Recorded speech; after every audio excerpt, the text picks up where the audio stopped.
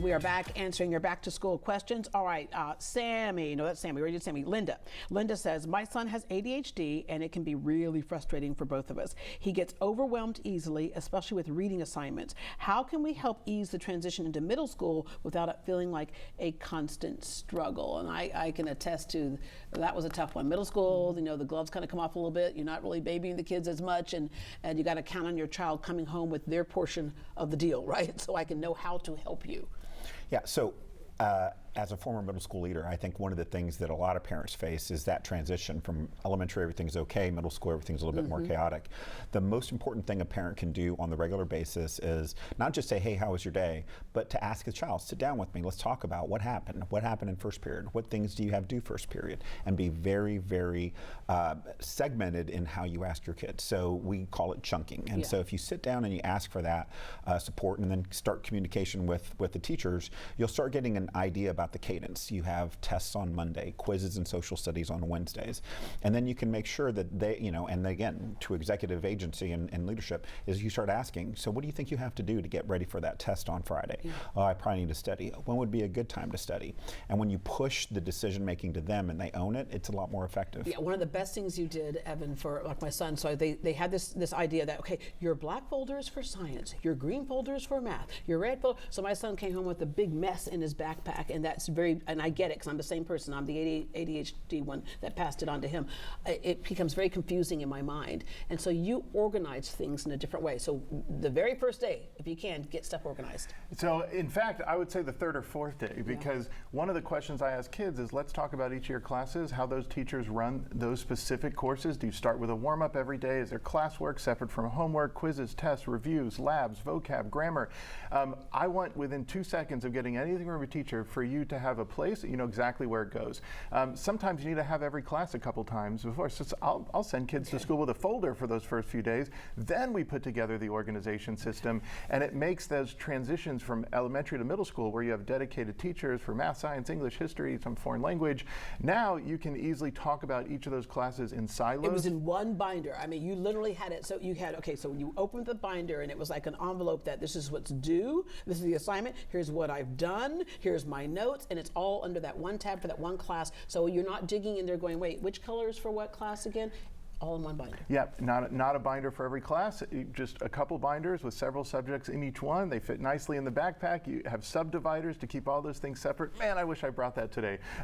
But those are so helpful to students and helps keep things in order. Another thing about ADHD, you know, we need to be stimulated. I say we because I'm ADHD. Yeah. We need to be stimulated. Welcome. Sometimes kids go elementary to middle school and they like the switching classrooms and moving around. It's more stimulating. But if they have those systems in place, then you know, all of a sudden they are enthusiastic about that experience. They come home with a different attitude. So that parent who asked that question might be pleasantly surprised at this transition. Yeah, all right.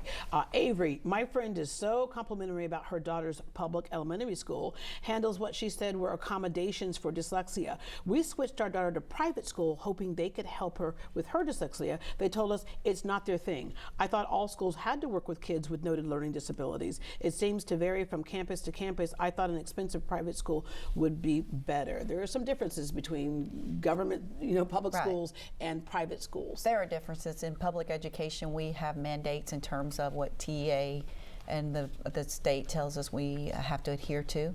So when you are attending a public school, you probably do have things that are for dyslexic, because that's part of the special ed umbrella. And so we ensure that those things are happening all across our schools. Yeah, and if they're not, you go sit down, you work it out. Right. Is that what's called ARD we meetings? We have ARD meetings with our parents yearly to talk about what's working and what's not working for their child, and then we pivot and move on and improve on what we need to for the child. Yeah, and just because you're at a private school doesn't mean you have to ask them, is this what, there are some private schools that specialize in, right, learning differences, and so that's where you need to be, because other schools aren't required to do that and may not have the training to do that. Private schools don't have to do that, and so it's very important before you make a decision to take your child out of private or out of public and in private to ask the questions that you might have just taken for granted. So privates don't have to meet special education needs or any other needs like that by by law, and so sometimes they just don't do it. Yeah, yeah. And then, of course, with SATOG, one of the things you do, Evan, is you help to reinforce how that child's learning might be better. Yeah, I do. But as far as independent and private schools, like you alluded to, there are specialty schools, right, that are not necessarily a traditional classroom, that are specific to kids with a certain learning difference or learning disability or set of learning differences. So just because that school doesn't, they may be saying, I can't offer that. We don't staff specialists specifically for that. We are not going to do well by your child. Yeah. But the school, a few blocks over or a couple neighborhoods over, that independent school might. But yes, public schools are different. They have the mandates involved where they have to have those meetings. All right, Tanya, me and my ex share custody, but my house is way more academically structured than his. It's like my son is living in 2 different school systems. Is there anything schools can do to help students who move between 2 parents to stay on track?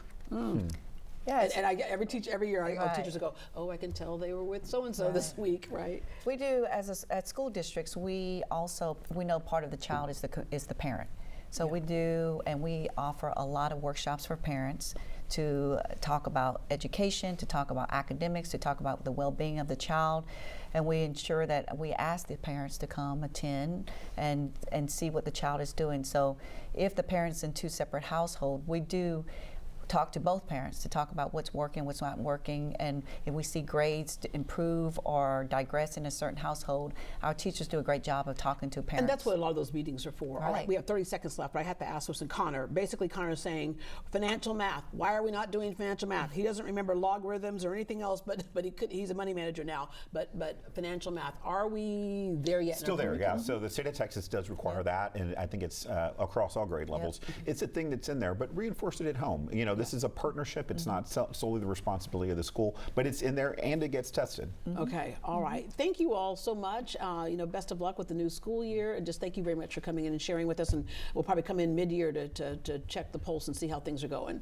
Thank you. All right. Looking forward to it. We want to thank our guests for answering your back-to-school questions. To connect with Paul, Dr. Brown, or Evan, visit greatdayhouston.com. You'll find links to all of their information there.